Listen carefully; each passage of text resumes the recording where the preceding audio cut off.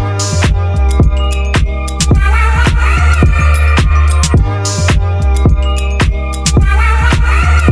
Hello friends, എല്ലാവർക്കും welcome. അപ്പോൾ ഇന്ന് രാവിലെ തന്നെ ഞാനിപ്പോൾ പോയിക്കൊണ്ടിരിക്കുന്നത്, എനിക്കിന്നൊരു ബ്ലഡ് ടെസ്റ്റ് ഉണ്ടായിരുന്നു കേട്ടോ. അപ്പോൾ ഇപ്പോൾ സമയം 7:30 ആയി. രാവിലെ ഒരു 5 മണിക്ക് എഴുന്നേറ്റായിരുന്നു കേട്ടോ. ഇത്ര നേരം ഒരു സാധനവും കഴിച്ചിട്ടില്ല, കാരണം ഇന്ന് എനിക്ക് ഗ്ലൂക്കോസ് ടെസ്റ്റ് ഉണ്ടായിരുന്നു. അപ്പം രാവിലെ നേരത്തെ ഞാനായിട്ട് എഴുന്നേറ്റല്ല, മോൾ എഴുന്നേറ്റപ്പോൾ അങ്ങനെ എഴുന്നേറ്റാണ് കേട്ടോ. അപ്പം ഗ്ലൂക്കോസ് ടെസ്റ്റ് എല്ലാം കഴിഞ്ഞതിന് ശേഷം ഞാൻ പിന്നെ ഒരു കടയിലേക്ക് കയറി.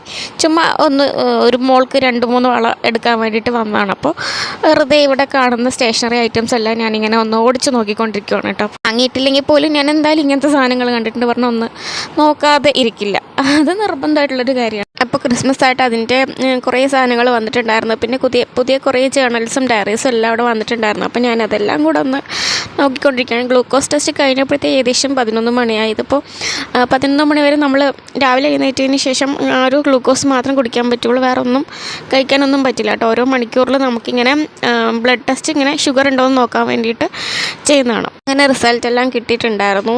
ഇപ്രാവശ്യം ഞാൻ ഡയബറ്റിക് അല്ല കേട്ടോ. കഴിഞ്ഞ പ്രാവശ്യം എനിക്ക് കുറച്ച് ഷുഗർ ഉണ്ടായിരുന്നു. അപ്പോൾ അവസാനം ആയപ്പോഴത്തേക്ക് അത് നല്ലോണം കൂടുകയൊക്കെ ചെയ്ത് അവസാനം ആംബുലൻസിലായിരുന്നു എന്നെ തൃശ്ശൂർ മെഡിക്കൽ കോളേജിൽ കൊണ്ടുപോയിട്ടുണ്ടായിരുന്നത്. അപ്പോൾ അതിനുശേഷം അവിടെ ഒരു മാസം നമ്മൾ അവിടെ സ്റ്റേ ചെയ്തിട്ടൊക്കെയാണ് ഡെയിലി ഒരു 4-5 പ്രാവശ്യം ഇൻസുലിൻ എല്ലാം എടുത്ത് അങ്ങനെ പതിയെ കൺട്രോൾ ചെയ്തിട്ട് ഷുഗർ ഒത്തിരി കുറഞ്ഞ സമയത്ത് വേഗം ഓപ്പറേഷൻ ചെയ്തായിരുന്നു കേട്ടോ. അപ്പം ഇപ്രാവശ്യം ഷുഗർ ഇല്ല, ചിലപ്പോൾ അവസാനം ആകുമ്പോഴത്തേക്ക് വരാൻ സാധ്യതയുണ്ട്. ഞാൻ എന്നാലും ഇത്രയൊക്കെ കോംപ്ലിക്കേഷൻ ഉണ്ടെന്ന് അറിഞ്ഞിട്ട് പോലും ഷുഗർ കൺട്രോൾ ചെയ്യാനോ വേറെ കാര്യങ്ങളൊന്നും ചെയ്യാൻ വേണ്ടിയിട്ട് ഇതുവരെ ശ്രമിച്ചിട്ടില്ല. ഇനിയൊക്കെ അത് വേണം ശ്രമിക്കാൻ, കാരണം അവസാനം ആകുമ്പോഴത്തേക്കായിരിക്കും ഇതൊക്കെ ഭയങ്കര സിവിയറായിട്ട് മാറാൻ പോകുന്നത്. അപ്പോൾ ഇങ്ങനെ ജസ്റ്റേഷണൽ ഡയബറ്റീസ് ഉള്ളവർക്ക് നെക്സ്റ്റ് ഡെലിവറിയിൽ ഇത് ഉണ്ടാവും എന്നാണ് സാധാരണ ഞാൻ കേട്ടിട്ടുള്ളത്. ചിലർക്ക് ഡെലിവറിയോട് തന്നെ പോകും, ചിലർക്ക് ഡെലിവറി കഴിഞ്ഞാലും ഉണ്ടാവും. ഇങ്ങനെയുള്ളവർക്ക് ഭാവിയിലും ഷുഗർ വരാനുള്ള സാധ്യത ഉണ്ടെന്നാണ് പറയുന്നത്. സാധാരണ ഇത് അത്രയ്ക്ക് നിസ്സാരമായിട്ടുള്ളൊരു കാര്യമൊന്നുമല്ല, കുറച്ച് കോംപ്ലിക്കേഷനാണ്. ബേബിയുടെ ഗ്രോത്തിനെ അഫക്റ്റ് ചെയ്യും, അങ്ങനെ കുറേ പ്രശ്നങ്ങളൊക്കെ ഉണ്ട് കേട്ടോ അതിന്. അപ്പോൾ എനിക്ക് ഡെലിവറിയോടെ തന്നെ പോയിട്ടുണ്ടായിരുന്നു. പിന്നെ ബാക്കിയുള്ള കാര്യങ്ങളിലെല്ലാം നോർമലായിരുന്നു കേട്ടോ. അപ്പോൾ ഇതുവരെ വന്നിട്ടില്ല, ഇനി ചിലപ്പോൾ വരാൻ സാധ്യതയുണ്ട്. ഞാൻ എന്തായാലും ഉണ്ടാവുമെന്ന് പ്രതീക്ഷിച്ചിട്ട് തന്നെയാണ് പോയിട്ടുണ്ടായിരുന്നത്. അങ്ങനെ പോയി വന്നതിന് ശേഷം മോളെ ഉറക്കിക്കൊണ്ടിരിക്കുവാണ്. അവൾ രാവിലെ നേരത്തെ എഴുന്നേറ്റ് വന്നാലും ഉറങ്ങുന്നൊന്നുമില്ല. അപ്പോൾ ഞാനിങ്ങനെ എടുത്ത് നടത്തി ഉറക്കുന്ന സ്വഭാവമൊക്കെ കുറച്ച് പരമാവധി കുറച്ചിട്ടുണ്ട്. നല്ല സ്വഭാവമാണെന്നുണ്ടെങ്കിൽ തൊട്ടിയിൽ കിടത്തി ആട്ടി ഉറക്കും. രാത്രിയിലാണെന്നുണ്ടെങ്കിൽ അങ്ങനെ സംഭവിക്കാറില്ല കേട്ടോ. രാത്രിയിലൊക്കെ അവൾക്ക് നല്ല വാശിയുണ്ടാവും. പിന്നെ അവൾ ഉറങ്ങിയതിന് ശേഷം ഞാൻ പിന്നെ ഒരു ക്വസ്റ്റ്യൻ പേപ്പർ ചെയ്യാമെന്ന് വിചാരിച്ചു. കുറച്ച് ദിവസങ്ങളായി ക്വസ്റ്റ്യൻ പേപ്പേഴ്സ് ആണെന്നുണ്ടെങ്കിലും മാത്സ് ആണെന്നുണ്ടെങ്കിലും ഒക്കെ ഭയങ്കര സ്ലോ ആയിട്ടാണ് പോയിക്കൊണ്ടിരിക്കുന്നത്. കാരണം ഞാനിങ്ങനെ നോട്ട്സ് എഴുതിക്കൊണ്ടിരിക്കുന്നത് കാരണം കൊണ്ടാണ് കേട്ടോ. അപ്പോൾ ഞാൻ കഴിഞ്ഞ ദിവസം നടന്ന ഫയർമാൻ്റെ ക്വസ്റ്റ്യൻ പേപ്പർ എന്തായാലും ഒന്ന് ചെയ്ത് നോക്കണം എന്ന് വിചാരിച്ചിട്ടുണ്ടായിരുന്നു. അപ്പോൾ ഞാൻ റിവ്യൂ ഒക്കെ കണ്ടു, അത്യാവശ്യം ടൈറ്റുള്ളൊരു എക്സാം ആണെന്നൊക്കെ കണ്ടു. അപ്പോൾ അത് പ്രതീക്ഷിച്ചിട്ട് തന്നെയാണ് ഞാൻ ഇരുന്നിട്ടുണ്ടായിരുന്നത്. ആൻഡ് നല്ല ടൈറ്റായിരുന്നു, നല്ല അത്യാവശ്യം കുറേ നെഗറ്റീവ് വന്നൊരു എക്സാമായിരുന്നു. അങ്ങനെ ആ ഒരു പരീക്ഷ കഴിഞ്ഞപ്പോഴത്തേക്ക് എനിക്ക് ഭയങ്കര ക്ഷീണമായിരുന്നു കേട്ടോ. ഞാൻ പിന്നെ എഴുന്നേച്ചിട്ടേ ഇല്ല. പൊതുവെ ഇങ്ങനെ സംഭവിക്കാത്തതാണ്, പക്ഷേ ആ ഒരു ഗ്ലൂക്കോസ് കുടിച്ചപ്പോൾ മുതൽ എനിക്ക് തല പൊന്തുന്നേ ഉണ്ടായിരുന്നില്ല. അവിടെ ഇരുന്ന് ഞാൻ ഉറങ്ങുമായിരുന്നു. പിന്നെ കുറച്ച് നേരം കഴിഞ്ഞപ്പോഴത്തേക്ക് പിന്നെ ക്വസ്റ്റ്യൻസ് എല്ലാം ചെയ്ത് നോക്കിയിട്ടുണ്ടായിരുന്നു. ഇംഗ്ലീഷും മാത്സൊക്കെ ഞാൻ അവിടെ നിന്ന് കുറച്ചിങ്ങനെ ചെയ്ത് നോക്കി. പിന്നെ ഇത് ഈവനിങ് ആയപ്പോഴത്തേക്ക് കുറച്ച് ഈവനിങ് സ്നാക്സ് ഒക്കെ ഉണ്ടാക്കുകയാണ്. കുറേ ദിവസമായിട്ട് കഴിക്കണം എന്ന് വിചാരിക്കുകയായിരുന്നു കേട്ടോ. ഇങ്ങനെ ഈ ഉള്ളിപ്പൊക്കോടെ കഴിക്കണം എന്ന് കുറച്ച് നാളായിട്ടുള്ള ഒരാഗ്രഹമായിരുന്നു. നമ്മളിത് എപ്പോഴൊന്നും ഉണ്ടാക്കാറില്ല, വല്ലപ്പോഴും നമുക്കിങ്ങനെ തോന്നുമ്പോൾ മാത്രം ഉണ്ടാക്കാറുള്ളൂ. അങ്ങനെ അതൊക്കെ കഴിച്ചു. പിന്നെ രാത്രിയൊക്കെ ആയപ്പോഴത്തേക്ക് ഇങ്ങനെ ക്രിസ്മസ് കരോൾസൊക്കെ വരുന്നുണ്ടായിരുന്നു കേട്ടോ. 1-2 ടീംസ് വന്നിട്ടുണ്ടായിരുന്നു. അപ്പോൾ ഞാനിത് എപ്പോഴും അപ്ലോഡ് ചെയ്യാമെന്നൊന്നും അറിയില്ല. അതെന്തായാലും ക്രിസ്മസിൻ്റെ 1-2 ദിവസം മുമ്പുള്ള ഒരു വീഡിയോ ആണ് കേട്ടോ.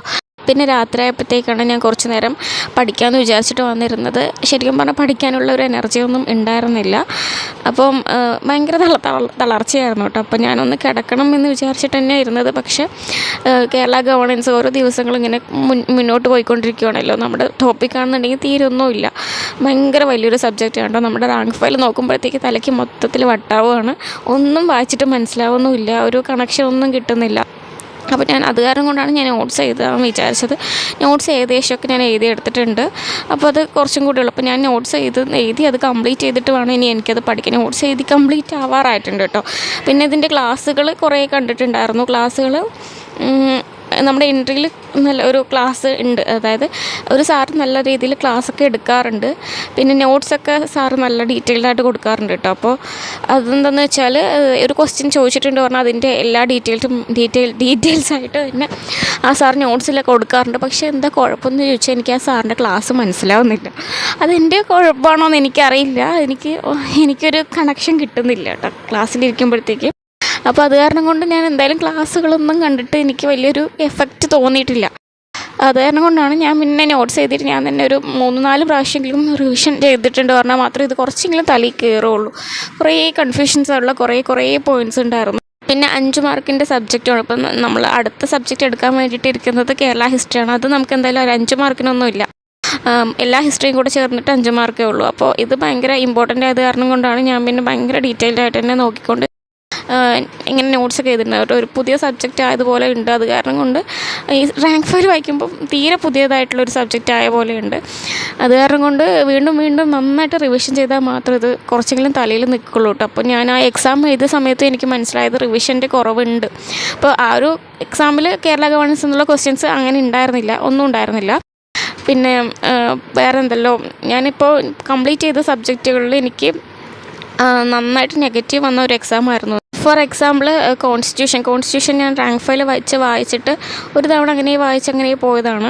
പിന്നെ അത് റിവിഷൻ ചെയ്യാൻ പോയിട്ടില്ല. കാരണം വലിയ സബ്ജക്റ്റ് ആണല്ലോ കോൺസ്റ്റിറ്റ്യൂഷൻ എന്ന് പറഞ്ഞാൽ 250 പേജെങ്കിലും വായിക്കാനുണ്ട്. അപ്പോൾ അത് വീണ്ടും റിവിഷൻ ചെയ്യാത്ത കാരണം കൊണ്ട് കോൺസ്റ്റിറ്റ്യൂഷൻ്റെ കുറേ ക്വസ്റ്റ്യൻസ് തെറ്റിയിട്ടുണ്ടായിരുന്നു. പക്ഷെ അത് നമുക്ക് എക്സാം എഴുതുന്ന സമയത്ത് ഒരുപാട് ഡീപ്പായിട്ട് പോലെയൊന്നും തോന്നില്ല. എക്സാം ഒരു ആവറേജ്, ഒരുപാട് ഡീപ്പല്ല, നെഗറ്റീവാണ് നമ്മുടെ മാർക്ക് കുറയ്ക്കുന്നത്. അപ്പോൾ പുതുതായിട്ട് നമുക്ക് അറിയാത്ത ക്വസ്റ്റ്യൻസ് അങ്ങനെയൊന്നും എനിക്ക് തോന്നിയിട്ടില്ല. അങ്ങനെ നമ്മൾ റയറായിട്ടുള്ള ക്വസ്റ്റ്യൻസ് അങ്ങനെ അതിൽ മാർക്ക് കിട്ടിയില്ല എന്ന് പറഞ്ഞിട്ട് വിഷമിക്കേണ്ട ആവശ്യമില്ല. നമുക്ക് അറിയുന്ന ക്വസ്റ്റ്യൻസിൽ മാർക്ക് പോകുന്നതാണ് നമുക്ക് ഏറ്റവും വലിയ മിസ്റ്റേക്ക് എന്ന് പറയുന്നത്. അപ്പോൾ അതിൻ്റെ കാരണം എന്ന് പറയുന്നത് റിവിഷൻ തന്നെയാണ്. ഇപ്പോൾ കോൺസ്റ്റിറ്റ്യൂഷനിലാണെന്നുണ്ടെങ്കിൽ പോലും ഒരുപാട് ഡീപ്പായിട്ട് ചോദിച്ചിട്ടില്ല. എന്നാലും ഉള്ള കാര്യങ്ങളിൽ ചെറിയൊരു കൺഫ്യൂഷൻസ് വന്നിട്ട് അവസാനം നെഗറ്റീവിലേക്ക് പോകുന്ന ഒരവസ്ഥയാണ് കേട്ടോ. അപ്പോൾ അത് റിവിഷൻ്റെ കുറവ് കാരണം കൊണ്ടൊക്കെ തന്നെയാണ്. പിന്നെന്താ പിന്നെ ആ ഒരു എക്സാമിൽ എനിക്ക് ടഫായിട്ട് തോന്നിയത് ഫിസിക്സും കെമിസ്ട്രി. ഒബ്വിയസ്ലി അതെനിക്ക് എപ്പോഴും ടഫ് തന്നെയാണത്.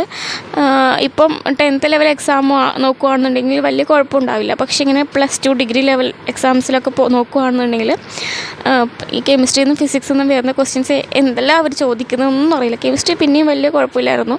ഫിസിക്സാണ് എനിക്കൊന്നും മനസ്സിലാവാണ്ടിരുന്നത്. പിന്നെ എക്കണോമിക്സ് കേട്ടോ. അപ്പോൾ എക്കണോമിക്സ് മൊത്തം +1 +2ലെയാണ് ചോദിച്ചിട്ടുണ്ടായിരുന്നത്. ആ ചാപ്റ്റർ ഞാൻ പഠിക്കാത്ത കാരണം കൊണ്ട് തന്നെ എനിക്ക് എക്കണോമിക്സിനും വലിയ മാർക്കൊന്നും സ്കോർ ചെയ്യാൻ പറ്റിയിട്ടില്ല. അപ്പോൾ അങ്ങനെയൊക്കെയായിരുന്നു. പിന്നെ ആർട്ട് ആൻഡ് സ്പോർട്സ് ലിറ്ററേച്ചർ, അത് പിന്നെ എനിക്ക് എപ്പോഴും ടഫാണ് കേട്ടോ. പിന്നെ വൊക്കാബുലറി ആണ് കുറച്ചും കൂടെ ഡീപ്പായിട്ട് ചോദിച്ചിട്ടുണ്ടായിരുന്നു ഇംഗ്ലീഷിൽ. അപ്പോൾ ഇംഗ്ലീഷ് എനിക്ക് കുറച്ച് ബുദ്ധിമുട്ടായിട്ട് തോന്നി. ബാക്കിയൊന്നും വലിയ കുഴപ്പമൊന്നും ഉണ്ടായിരുന്നില്ല. എന്തായാലും നല്ല നെഗറ്റീവ്, ഒരു 18ഓളം നെഗറ്റീവ് വന്ന ഒരു എക്സാം ആയിരുന്നു. പിന്നെ ഈ നെഗറ്റീവ് വരുന്നതൊക്കെ വലിയ കുഴപ്പമുള്ള കാര്യമൊന്നും അല്ല കേട്ടോ. കാരണം എപ്പോഴും നെഗറ്റീവൊക്കെ വരാറുണ്ട്. പക്ഷെ അത് കുറേ ദിവസം ഇങ്ങനെ റിവിഷൻ ചെയ്യാതെ പോകുമ്പോഴത്തേക്ക് നമ്മുടെ നെഗറ്റീവിൻ്റെ എണ്ണമൊക്കെ ഓട്ടോമാറ്റിക്കലി കൂടാറുണ്ട്. അതിപ്പോൾ നമ്മളെപ്പോഴും ഇങ്ങനെ ക്വസ്റ്റ്യൻസ് ചെയ്തുകൊണ്ടേ ഇരിക്കണം. ഞാനാണെന്നുണ്ടെങ്കിൽ കുറച്ച് ദിവസമായിട്ട് ക്വസ്റ്റ്യൻസ് ചെയ്യുന്നതും ഇല്ല, ഇങ്ങനെ നോട്ട്സ് എഴുതുന്ന കാരണം കൊണ്ടാണ്. അപ്പോൾ നോട്ട്സ് ഞാൻ ഏകദേശം എഴുതി കംപ്ലീറ്റ് ആക്കിയിട്ടുണ്ട്. ഞാൻ ഇന്നത്തോടെ കേരള ഗവേണൻസ് കംപ്ലീറ്റ് ആക്കി. പക്ഷേ കംപ്ലീറ്റ് ആക്കിയെന്ന് പറഞ്ഞാൽ അത് സാധാരണ സബ്ജക്റ്റ് കംപ്ലീറ്റ് ആക്കിയ പോലെയല്ല. ഇത് കുറേ പ്രാവശ്യം റിവിഷൻ ചെയ്തിട്ടില്ല എന്ന് പറഞ്ഞാൽ എനിക്കൊന്നും തലയിലുണ്ടാവില്ല. ഇപ്പം തന്നെ എനിക്ക് തലയിലൊന്നുമില്ല. കാരണം ഇതിലുള്ളതൊക്കെ കൂടുതലും നമ്മൾ പുതിയതായിട്ട് പഠിക്കുന്ന സബ്ജക്റ്റ് ആണല്ലോ. അപ്പോൾ പുതിയതായിട്ട് പഠിക്കുന്ന സബ്ജക്റ്റുകളൊക്കെ നമ്മൾ കൂടുതൽ പ്രാവശ്യം റിവിഷൻ ചെയ്യണം. അപ്പോൾ ഞാൻ ഹിസ്റ്ററി ഒക്കെ ആണെന്നുണ്ടെങ്കിൽ വല്ലപ്പോൾ മാത്രമേ തുറന്നു നോക്കാറുള്ളൂ. അപ്പോൾ എനിക്കതൊന്നും അധികം നെഗറ്റീവും വരാറില്ല. അപ്പോൾ ഞാനത് കുറേ കാലങ്ങളായിട്ട് ഇങ്ങനെ പഠിക്കുന്ന കാരണം കൊണ്ടാണ്. അപ്പോൾ അത് ഓരോരോ സബ്ജക്റ്റിനെ ആശ്രയിച്ചാണ് നമ്മുടെ മെമ്മറിയും അതുപോലെ തന്നെ നമ്മുടെ റിവിഷനും കാര്യങ്ങളെല്ലാം മുന്നോട്ട് പോയിക്കൊണ്ടിരിക്കുന്നത് കേട്ടോ. പിന്നെ വൊക്കാബുലറി ഒക്കെ ആണെന്നുണ്ടെങ്കിൽ കൂടുതൽ നമ്മൾ അധികം നമ്മുടെ മൈൻഡിൽ നിൽക്കില്ല. അത് കാരണം കൊണ്ട് നമ്മൾ ചിലപ്പോൾ ഡെയിലി റിവിഷൻ ചെയ്യേണ്ടി വരും. അങ്ങനെയൊക്കെയാണ്. പിന്നെ എനിക്ക് കോൺസ്റ്റിറ്റ്യൂഷൻ റിവിഷൻ ചെയ്യണമെന്നുണ്ട്, പക്ഷെ എനിക്കതിനുള്ള സമയം കിട്ടുന്നില്ല. അത് കാരണം കൊണ്ടാണ് ഞാൻ പിന്നെ അതവിടെ പെൻഡിങ് ആക്കിയിട്ട് വെച്ചത്. ഇംഗ്ലീഷിനും മലയാളത്തിനൊക്കെ വേണ്ടിയിട്ട് ഏതൊക്കെ ബുക്കുകളാണ് യൂസ് ചെയ്യുന്നതെന്നൊക്കെ ചോദിക്കുന്നുണ്ട്. അപ്പോൾ ഞാൻ നിലവിലിപ്പോൾ റാങ്ക് ഫയലാണ് അധികമായിട്ടും യൂസ് ചെയ്യുന്നത്. പിന്നെ ക്വസ്റ്റ്യൻസ് ഇങ്ങനെ പ്രാക്ടീസ് ചെയ്യുന്നു, അങ്ങനെ പോകുന്നു. അപ്പോൾ ഇന്ന് രാത്രിയിൽ തന്നെ എങ്ങനെയെങ്കിലും കേരള ഗവേണൻസ് കംപ്ലീറ്റ് ചെയ്യണമെന്ന് വിചാരിച്ചിട്ട് ഞാൻ ഇരുന്നതായിരുന്നു. അങ്ങനെ ഞാനത് കംപ്ലീറ്റ് ചെയ്തിട്ടുണ്ട് കേട്ടോ. അപ്പോൾ ഞാനത് റാങ്ക് ഫയലിൽ ഇങ്ങനെ റാങ്ക് ഫയലല്ല, സിലബസിൽ ഇങ്ങനെ മാർക്ക് ചെയ്ത് വെക്കുവാണ്. അപ്പോൾ അത് കംപ്ലീറ്റ് ആയപ്പോഴത്തേക്ക് എനിക്ക് ചെറിയൊരു ആശ്വാസം തോന്നുന്നുണ്ടാണ്. പക്ഷെ എനിക്ക് അങ്ങനെയൊന്നും തോന്നുന്നില്ല. കാരണം എനിക്ക് ഇനിയാണ് ശരിക്കും പഠിക്കാനുള്ളത് കേട്ടോ. അപ്പോൾ ഞാൻ എന്തായാലും നോട്ട്സും കൂടെ ഒന്ന് കാണിച്ചു തരുന്നുണ്ട് കേട്ടോ.